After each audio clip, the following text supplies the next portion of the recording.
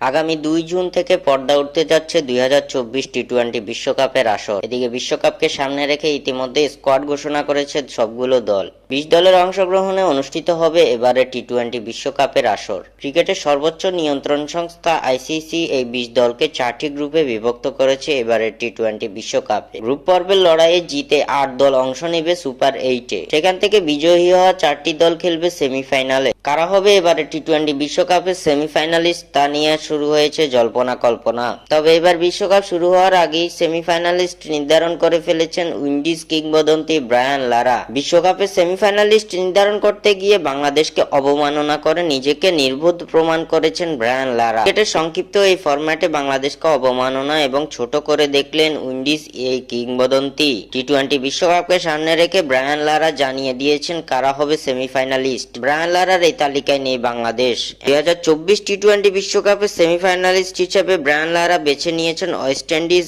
Afghanistan, England ও ভারতকে।